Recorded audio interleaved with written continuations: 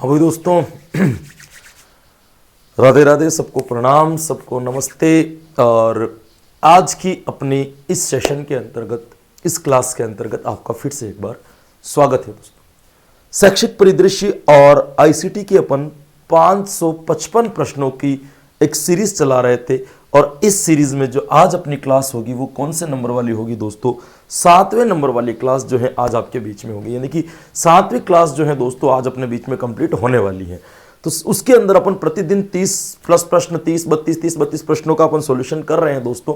आज भी अपन 30 प्रश्नों का सॉल्यूशन करेंगे, जिसके अंदर कुछ आईसीटी के प्रश्न होंगे और कुछ जो होंगे वो किसके होंगे? आपके शैक्षिक परिदृश्य के प्रश्न होंगे। चलिएगा, अपन बिना समय निकाले अपन सीधे सीधे पॉइंट की ओर, आगे की ओर जाना चाहेंगे दोस्तों। की बात करते हैं सबसे पहले आपके सामने कि आज की क्लास का पहला प्रश्न जो है आपके सामने क्या होगा। सबसे पहले आईसीटी से अपन शुरुआत करते हैं दोस्तों। पहला प्रश्न, डॉट डॉट का प्रयोग नेटवर्क के बाह्य आक्रमण से बचाने में होता है। बाह्य आक्रमण क्या होता है, पहले इस चीज को समझिएगा। कंप्यूटर के अंदर क्या होता है कि कोई कंपनी है या ऐसी कोई संस्थान है जिसके अंदर बहुत सारे कंप्यूटर लगे हुए होते हैं और जिसमें कुछ प्राइवेट काम चलते होते हैं। तो कुछ पर्सनल कामों के अंतर्गत क्या होता है कि कभी कभी कंप्यूटर के अंतर्गत वो चीजें आ जाती है जो बाहर से आती है, जिनको एक्सेप्ट करने पर डाटा इधर उधर चला जा सकता है, या कौन सा डाटा किस कंप्यूटर में भेजना है उसकी वास्तविकता में ये उसमें जाने लायक है या नहीं। एक तरीके से कह सकते हो कि सिक्योरिटी का काम कौन करता है दोस्तों? उसका नाम है फायरवॉल। भाई क्या नाम है दोस्तों? फायरवॉल। वॉल का मतलब यहां पे दीवार होता है, फायर का मतलब क्या होता है? आग। यानी कि ऐसी दीवार जो मकान को सीधा आग से बचाए। मतलब जितनी भी गलत चीजें या नेट बाह्य आक्रमण जितने भी कंप्यूटर के ऊपर होते हैं, वहां पे फायरवॉल जो है एक सिक्योरिटी का काम करता है, जिसकी वजह से कोई भी चीज किस चीज को कहां पे भेजनी है और नहीं भेजनी, इसके कुछ डाटा, कुछ पैरामीटर निर्धारित किए हुए होते हैं। उस पैरामीटर को चेक करके वो चीज आगे भेजता है, जिसको कहा जाता है दोस्तों फायरवॉल। तो यहां पे आपको बताए कंप्यूटर के वो बाह्य आक्रमण को बचाने के लिए किसका प्रयोग किया जाता है, तो अपना आंसर क्या हो जाएगा? पहला वाला फायरवॉल आंसर यहां पे आपका कंप्लीट माना जाएगा। अगले प्रश्न की बात करूं दोस्तों, ऑप्टिकल संग्रहण डिवाइस। ऑप्टिकल संग्रहण डिवाइस क्या है दोस्तों? इसमें से कौन सा ऐसा है जो ऑप्टिकल संग्रहण डिवाइस के अंतर्गत आता है या ऑप्टिकल स्टोरेज डिवाइस के अंतर्गत माना जाता है? जैसे फ्लैश मेमोरी की बात करें दोस्तों, तो फ्लैश मेमोरी कार्ड किसी भी प्रकार का आपको ऑप्टिकल डिवाइस नहीं लग रहा है यहाँ पे, तो इसमें से इसको तो अपन काट देंगे, ये तो नहीं है। यूएसबी भी किस प्रकार का है आपके? ये भी ऑप्टिकल संग्रहण डिवाइस, या आप यूं कह सकते हो कि यहाँ पे एसडी के अंतर्गत नहीं आता है दोस्तों। उसके बाद में बात करें दोस्तों एसटीडीटीएसटी, ये क्या होता है? मैंने नहीं पढ़ा। हार्ड डिस्क की बात करें दोस्तों, तो हार्ड डिस्क भी आपका ऑप्टिकल संग्रहण डिवाइस नहीं होगा, ये एसटीडीसी नहीं होगा दोस्तों। यहां पे होगा आपके डीवीडी। क्या होगा दोस्तों? डीवीडी। और आपका सही उत्तर जो हो जाएगा वो भी क्या हो जाएगा? डीवीडी। डीवीडी एक प्रकार का आपके जो है दोस्तों, उसको अपन क्या कह सकते हैं, एक प्रकार का ओएसडी डिवाइस जो है दोस्तों माना जाता है। तो ओएसडी डिवाइस के अंतर्गत कौन आएगा? आपका डीवीडी। बाकी flash memory card, USB drive या हार्ड डिस्क जो है दोस्तों वो आपके ऑप्टिकल डिवाइस के अंतर्गत नहीं आती है। डीवीडी जो हो जाएगा आपका उत्तर क्या हो जाएगा? सही हो जाएगा। कंप्यूटर एक शिक्षक की तरह कार्य करता है। कंप्यूटर जो है दोस्तों एक टीचर की तरह कार्य करता है। कंप्यूटर अपने आप में एक शिक्षक है, ऐसा हम क्यों कह सकते हैं? क्यों लगता है कि हम ये कह रहे हैं कि कंप्यूटर भी एक प्रकार का शिक्षक है? पहला ऑप्शन है, उसके अंदर खोज प्रणाली होती है, उसके अंदर अनुकरण प्रणाली होती है, उसके अंदर शिक्षण की प्रणाली होती है, या अभ्यास या पुनर्अभ्यास। तो दोस्तों शिक्षक भी क्या करता है? अभ्यास और पुनर्अभ्यास। कंप्यूटर भी क्या करता है? किसी चीज की प्रैक्टिस और रिप्रैक्टिस, यानी कि किसी चीज को एक बार करना, नहीं होने पर दूसरी बार वापस करना। शिक्षक भी यही करता है और कंप्यूटर भी यही करता है। इसीलिए कंप्यूटर को अपन एक प्रकार का क्या मानते हैं? अनुदेशन का शिक्षक मानते हैं, सहायक शिक्षक मानते हैं। तो इसके पीछे मानने का जो प्रमुख कारण जो अपना रहेगा वो क्या रहेगा? अभ्यास एवं पुनर्अभ्यास। क्योंकि कंप्यूटर किसी भी प्रकार का अनुकरण नहीं करता, कंप्यूटर स्वयं खोज नहीं करता, और कंप्यूटर की शिक्षा प्रणाली के कारण भी अपन कंप्यूटर को शिक्षक नहीं कह सकते। कंप्यूटर को शिक्षण कहने की तरह ना, शिक्षक की तरह कार्य करता है। इसके पीछे मेन चीज जो है वो क्या है? अभ्यास और पुनर्अभ्यास। जिस तरह शिक्षक बार बार अभ्यास करवाता है, ठीक उसी प्रकार कंप्यूटर भी आपसे बार बार अभ्यास करवाता है। आईसीटी का उपयोग किया जाता है। सूचना तकनीकी का प्रयोग कहां कहां किया जाता है? ऑप्शन 1, प्रदत्त विश्लेषण में बिल्कुल किया जा सकता है, किसी भी चीज को बांटने में किया जाता है। प्रदत्तों की व्याख्या करने में, किसी भी चीज विषय वस्तु का एक्सप्लेन करने में भी किया जा सकता है, सूचनाओं का एकत्रितकरण करने में भी आईसीटी का प्रयोग होता है। तो बिल्कुल यहां पे तीनों ऑप्शन आपके सही हो जाएंगे। प्रदत्त विश्लेषण भी सही हो जाएगा, प्रदत्तों की व्याख्या करना भी सही हो जाएगा, सूचनाओं का एकत्रीकृत करना भी सही हो जाएगा, और इसके हिसाब से अपना जो उत्तर सही निकल जाएगा वो कौन सा निकलेगा दोस्तों, उपर्युक्त सभी आंसर आपका यहां पे क्या हो जाना चाहिए दोस्तों, सही हो जाना चाहिए। अगले की बात करें दोस्तों, निम्नलिखित में से कंप्यूटर का भाग है, इस भाग है सिवाय, मतलब आगे सिवाय लग गया, मतलब इसमें से एक कौन सी चीज है जो कंप्यूटर के अंतर्गत नहीं आती, कंप्यूटर का भाग नहीं कहलाता है दोस्तों। जैसे अपन बात करें सीपीयू की बात करें, ये कंप्यूटर का केंद्रीय भाग कहलाता है, मुख्य भाग कहलाता है दोस्तों। कीबोर्ड की बात करें या मॉनिटर की बात करें दोस्तों, ये तो बिल्कुल आपके कंप्यूटर के भाग की, लेकिन स्कैनर जो है वो कंप्यूटर का भाग नहीं, एक प्रकार का स्कैनर जो है वो एक प्रकार का एप्लीकेशन है, एक प्रकार का सॉफ्टवेयर का भाग कह सकते हो आप, उसको कंप्यूटर का भाग नहीं कह सकते। तो सीपीयू, कीबोर्ड और मॉनिटर जो है वो एक प्रकार का आपके कंप्यूटर के भाग कहलाते हैं, लेकिन स्कैनर जो है वो एक प्रकार का एप्लीकेशन सॉफ्टवेयर कहलाएगा। तो यहां पे आपका उत्तर जो सही हो जाएगा वो कौन सा हो जाएगा, आपके स्कैनर आंसर सही हो जाएगा। शिक्षा में कंप्यूटर इनमें से किस रूप में प्रयुक्त किया जाता है? शिक्षा के अंतर्गत कंप्यूटर का जो प्रयोग किया जा रहा है वर्तमान में, आपके सामने 4 ऑप्शन है, इनमें से किन ऑप्शन के तहत कंप्यूटर का उपयोग हो रहा है या कंप्यूटर का प्रयोग हो रहा है, आपको यह बताना है। ऑप्शन 1, शोध उपकरण के रूप में, किसी भी चीज का शोध करने में, किसी भी चीज के ऊपर जो है दोस्तों निष्णात्मक का पता लगाने के लिए इसका प्रयोग हो रहा है, बिल्कुल हो रहा है दोस्तों, सही है। शिक्षण अधिगम मशीन के रूप में सर्वाधिक प्रयोग भी इसी रूप में हो रहा है। बच्चे बालक जो है आजकल कंप्यूटर के माध्यम से पढ़ने लगे, कंप्यूटर शिक्षण का एक बहुत बड़ा जो है पार्ट हो चुका है, बिल्कुल ये भी सही है। प्रबंध एवं उपकरण के रूप में, बिल्कुल विद्यालय के प्रबंधीकरण या मैनेजमेंट में भी जो है इसका उपयोग सर्वाधिक हो रहा है। तो यहां पे भी अपन क्या करेंगे दोस्तों, उपयुक्त सभी आंसर अपना क्या हो गया दोस्तों, सही निकल जाएगा। तो यहां आपको ध्यान रखना है, यदि आपको पूछ ले कि शिक्षा में कंप्यूटर निम्न में से प्रयुक्त किया जाता है, तो ये सभी ऑप्शन यहां पे क्या हो जाएंगे दोस्तों, सही हो जाएंगे। चलिएगा अगला प्रश्न क्या कहता है अपनों, कंप्यूटर सहायक अनुदेशन के क्या उपयोग है। कंप्यूटर सहायक अनुदेशन की अपन बात करें दोस्तों कि कंप्यूटर की सहायता से शिक्षण करना, इनमें से क्या उपयोगी है, आपको ये इसमें बताना, इसमें से क्या चीज है। यह शिक्षक एवं छात्रों के लिए महत्वपूर्ण सूचना प्राप्ति का स्रोत है, बिल्कुल सही है। शिक्षक को भी कोई सूचना प्राप्त करनी वो कंप्यूटर के माध्यम से कर सकता है, बालक को भी कुछ भी करनी कंप्यूटर के माध्यम से कर सकता है। इस कथन को अपन नकार नहीं सकते, बिल्कुल सत्य होगा। अंतः क्रिया या ट्यूटोरियल उपागम के माध्यम से छात्रों को सफलतापूर्वक शिक्षा दी जा सकती है, बिल्कुल सही है दोस्तों।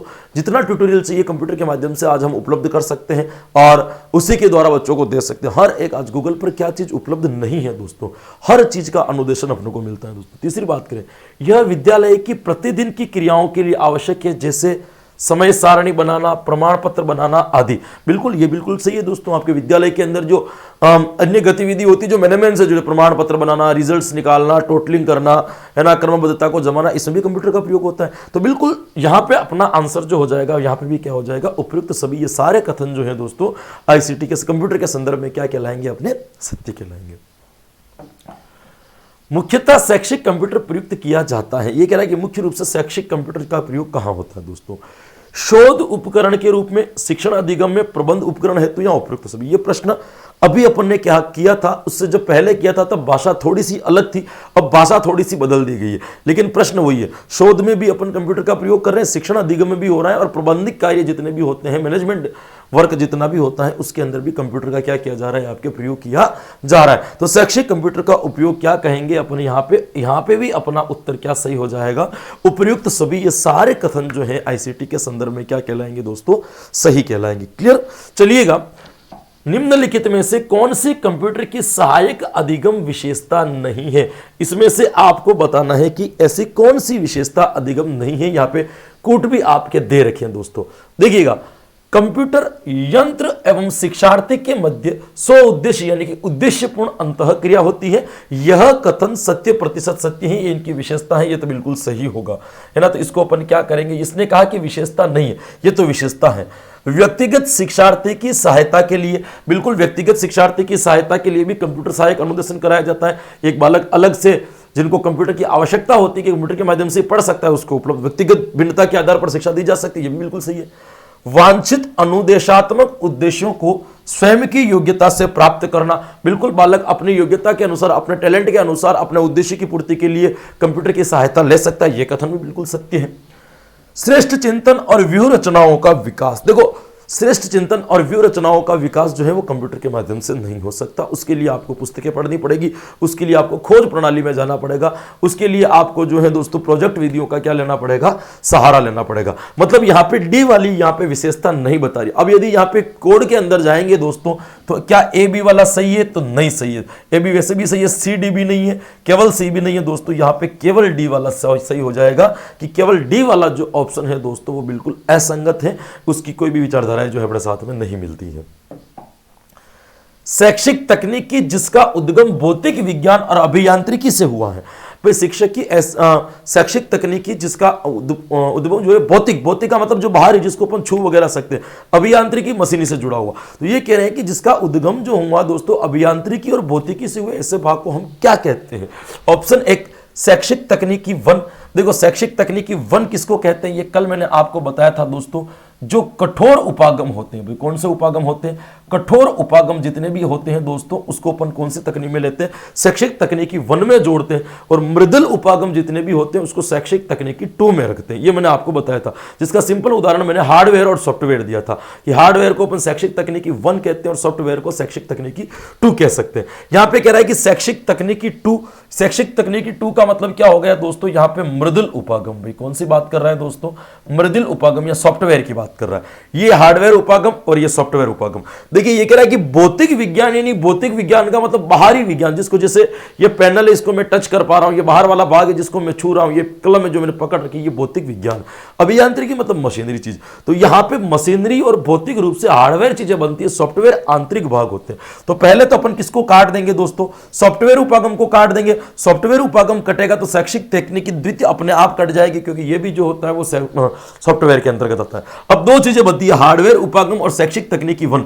दोनों बातें एक ही है, चाहे हार्डवेयर कहो, चाहे शैक्षिक तकनीकी टू कहो, चाहे कठोर उपागम कहो, दोनों बातें क्या होगी आपकी एक ही होगी। तो यहां पे अपन जो लेकर के जाएंगे दोस्तों, तो अपना उत्तर जो सही हो जाएगा वो कौन सा हो जाएगा, ए और सी दोनों क्या हो जाएंगे, अपने सही हो जाएंगे।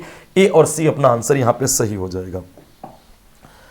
एसएमसी के अध्यक्ष एवं उपाध्यक्ष का कार्यकाल कितना होता है, 2 वर्ष, 3 वर्ष, 4 वर्ष या कोई निश्चित नहीं। देखिए अपन विद्यालय प्रबंधन समिति की बात करें, स्कूल मैनेजमेंट कमेटी की बात करें दोस्तों, तो प्रति 2 वर्ष के अंतर्गत एसएमसी का पुनर्गठन होता है।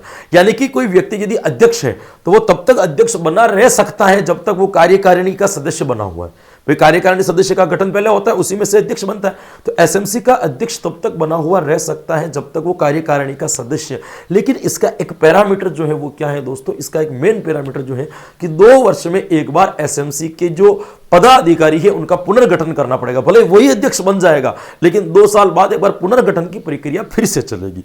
इसीलिए अपन कहते हैं कि इसका जो कार्यकाल होता है वो कितना होता है दोस्तों, 2 वर्ष हो जाता है, क्योंकि एसएमसी 2 वर्ष के बाद पुनर्गठित की जाती है, सदस्यों का पुनर्गठन किया जाता है, चुनाव फिर से कराया जाता है। एसडीएमसी की बात करें दोस्तों, विद्यालय विकास प्रबंधन समिति की बात करें दोस्तों, स्कूल डेवलपमेंट मैनेजमेंट कमेटी की बात करें दोस्तों, तो इसमें कुल सदस्यों की संख्या कितनी होती है दोस्तों। 2016 से इनकी संख्या को निर्धारित किया गया था दोस्तों, और वर्तमान में आपके एसडीएमसी की संख्या जो है दोस्तों कितनी बता दी गई है, 30, और एसएमसी के अंदर जो होती है वो कितनी होती है दोस्तों, 16। तो एसडीएमसी जो कक्षा 9 से 12 तक की जो जहां पे जो एक प्रबंधन समिति चलती है उसको अपन एसडीएमसी कहते हैं। जो 1 से 8वीं तक विद्यालय में चलती है उसको अपन क्या कहते हैं, एसएमसी। यानी कि विद्यालय प्रबंधन समिति जो है वो 1 से 8वीं तक जो है उसका क्राइटेरिया होता है, और विद्यालय विकास प्रबंधन समिति का जो क्राइटेरिया होता है वो 9वीं से लेकर के क्या होता है दोस्तों, 12वीं तक माना जाता है। तो यहां पे अपना उत्तर जो सही हो जाएगा वो क्या हो जाएगा दोस्तों, 23 आंसर अपना यहां पे क्या हो जाएगा, बिल्कुल क्लियर हो जाएगा। चलिए, विद्यालय प्रबंधन समिति की बैठक कार्यकारिणी समिति के लिए कितनी गण पूर्ति की आवश्यकता होती है। पहले यहां पे देखिए भाई इसने किसकी बात की है। मैंने आपको कहा कि 2 प्रकार की समितियों का निर्माण होता है। एक समिति का निर्माण होता है दोस्तों जिसको कार्यकारिणी सभा कहा जाता है, और एक जो होता है वो कौन सा होता है दोस्तों, आपके साधारण सभा होता है। देखिए साधारण सभा जो होती है उसको 4 महीने में, या आप यूं कह सकते हो कि 3 बार जो है वर्ष में निर्धारित की जाती है। इसमें आपके गणपूर्ति के लिए 25% संख्याओं की उपस्थिति क्या मानी गई है, अनिवार्य मानी गई है। लेकिन कार्यकारिणी की बात जब कभी भी आती है तो इसके अंदर कम से कम है ना 33% सदस्यों की उपस्थिति यदि होती है तब उसे क्या माना जाएगा, कोरम सफल माना जाएगा या गणपूर्ति जो है सही मानी जाएगी। तो यहां पे तो अपना उत्तर जो हो जाएगा वो क्या हो जाएगा 33%, यानी कि 33% सदस्यों का कम से कम उपस्थित होना क्या है वहां पे जरूरी है, तभी कोरम माना जाएगा, तभी कोरम वैलिड होगा, तभी जो है गणपूर्ति आपकी मानी जाएगी। हाँ, यदि किसी कारणवश गणपूर्ति नहीं होती है, जैसे 33% सदस्य आने चाहिए थे लेकिन किसी कारणवश 33% सदस्य नहीं आए, तो हम लोग क्या करते हैं दोस्तों कि 7 दिन बाद जो है एसएमसी के जो सदस्य होंगे, जो सचिव होंगे, वो 7 दिन बाद क्या करेंगे, इस सभा को वापस बुलाएंगे। लेकिन यदि 7 दिन बाद भी सभा वापस आ रही है और आने के बाद भी यदि गणपूर्ति नहीं हो पा रही है, यानी कि 33% सदस्य नहीं हुए, फिर कोरम हो जाएगा। यानी कि पहली बार में गणपूर्ति होनी जरूरी है, यदि 7 दिन बाद वापस बुलाइए और उसमें गणपूर्ति नहीं हो रही है, फिर भी कोरम क्या माना जाएगा, आपका वैलिड माना जाएगा। तो यहां पर अपना उत्तर क्या सही हो जाएगा, 33%। एसएमसी में किसी भी प्रकार का विवाद उत्पन्न होने पर अंतिम निर्णय किसका होता, जो आपके जिला शिक्षा अधिकारी होगा, जो आपके प्रारंभिक शिक्षा अधिकारी होगा, उसका ही अंतिम निर्णय मान्य माना जाएगा, जिसको अपन डीईओ के नाम से भी जानते हैं। तो डीईओ जो होता है दोस्तों, डीईओ का यहां पे अंतिम निर्णय। कोई भी विवाद उत्पन्न होने पर पहले एसएमसी ही उसके ऊपर क्या करती है दोस्तों, बातचीत करती है। वहां पे होने के बाद में संगठन में विवाद नहीं बनती तो विवाद आगे बढ़ता है, आगे जब भी बढ़ता है तो डीओ का जो भी वहां पे आदेश होता है उस आदेश को सर्वमान्य मान लिया जाता है। दोस्तों यहां पे अपना उत्तर सही हो जाएगा डीईओ। एसएमसी का कार्य क्षेत्र कितना होता है, कक्षा 1 से 5, कक्षा 5 से 8, कक्षा 1 से 12 या कक्षा 1 से 8। तो 2 समितियों की बात अपन यहां पे करते हैं, एक एसएमसी होती है और एक क्या होती है, आपके एसडीएमसी होती है। एसएमसी की बात करें दोस्तों तो इसका करेक्ट एरिया होता है कक्षा 1 से 8, और एसडीएमसी की बात करें दोस्तों इसका करेक्ट एरिया जो होता है वो कितना होता है, कक्षा 9 से लेकर के 12 तक। या 2 बातों को आपको क्या रखना है दोस्तों, ध्यान रखना है। एसएमसी का करेक्ट एरिया कितना होगा, 1 से 8वीं तक। एसडीएमसी का कितना होगा, 9वीं से लेकर के क्या होगा, आपके 12वीं तक। तो एसएमसी और एसडीएमसी के संदर्भ में ये बातें आपको क्या करनी है दोस्तों, याद रखनी है। तो यहां पे अपना उत्तर जो सही हो जाएगा वो कौन सा हो जाएगा, कक्षा 1 से 8 तक जो है इसका कार्यक्षेत्र होता है। राजस्थान आरटी 2011 की किस धारा के अंतर्गत विकास योजना का उल्लेख किया गया है। आप लोगों को पता है कि लगभग 29 धाराएं और 10 अध्याय के साथ में राजस्थान में आरटीई लागू हुआ था।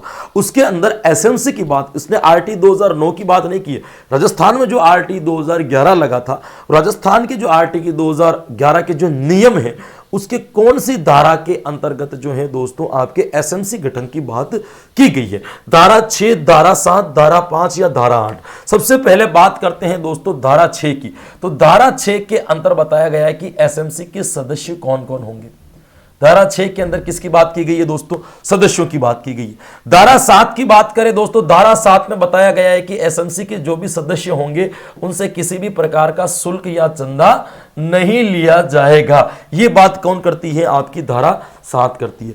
धारा 5 की बात करते हैं दोस्तों, धारा 5 आपके बात करती है एसएमसी के गठन की। तो ये कह रहा है कि विकास योजना का उल्लेख जो है वो कहां किया गया है कि एसएमसी मिलकर के ही आपकी विकास योजना का कार्य करेगी। तो किस धारा में किया गया है दोस्तों, एसएमसी के विकास की बात जो होती है वो कहां होती है, आपके धारा 5 में। धारा 8 की बात करें दोस्तों तो यह आपके कार्यकाल, सदस्यों का कार्यकाल किस प्रकार समाप्त होगा, कार्यकाल की समाप्ति का वर्णन जो करती है दोस्तों वो कौन करती है, कार्यकाल की समाप्ति का जो वर्णन करती है वो कौन करती है दोस्तों। तो यहां पे आपको ध्यान रखना है, कार्यकाल की समाप्ति का वर्णन धारा 8 करती है कि सदस्य का कार्यकाल समाप्त कैसे होगा। तो इसने पूछा कि आरटी 2000 दायरे की किस धारा में विकास योजना का उल्लेख है। तो यहां पे अपना उत्तर सही क्या हो जाएगा, धारा 5। आरटी राजस्थान की जो धारा है उसकी 5 के अंदर इसका क्या किया गया है मेरे दोस्तों, उल्लेख किया गया है।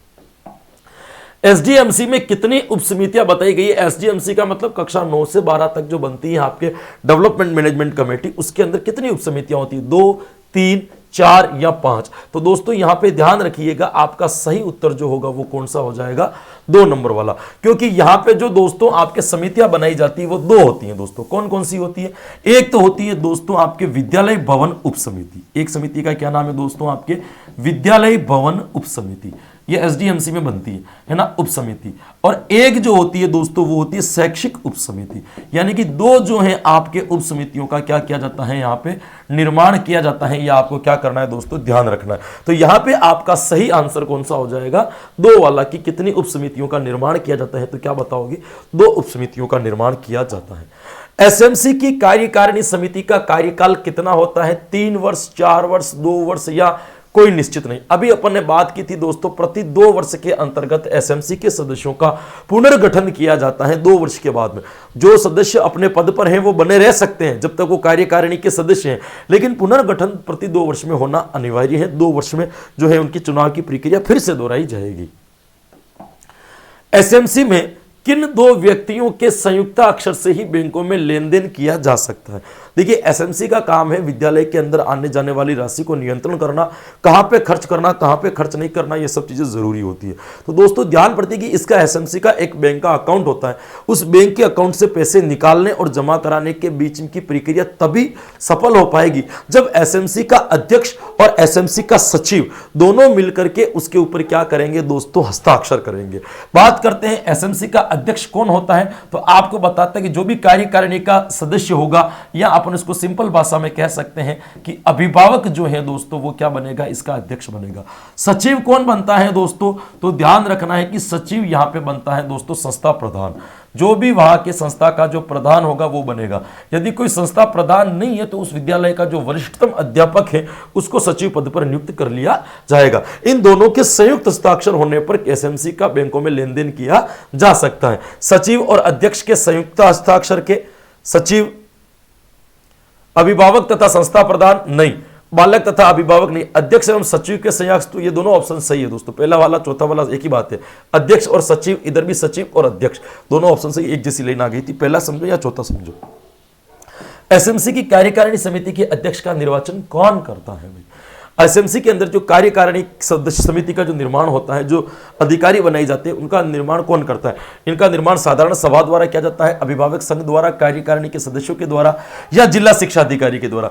एसएमसी कार्यकारिणी समिति का निर्वाचन कौन करता है? एसएमसी कार्यकारिणी की जो समिति बनती है दोस्तों, विद्यालय प्रबंधन समिति जो बनती है दोस्तों, उसका निर्माण कौन करता है दोस्तों? तो उसका कार्यकारिणी के सदस्य, जितने भी आपके कार्यकारिणी के सदस्य होंगे वह मिलकर की समिति का निर्माण करेंगे। अध्यक्ष उपाध्यक्ष का क्या करेंगे दोस्तों, यहां पे चुनाव करेंगे। तो यहां पे आपको ध्यान रखना है कार्यकारिणी के सदस्य।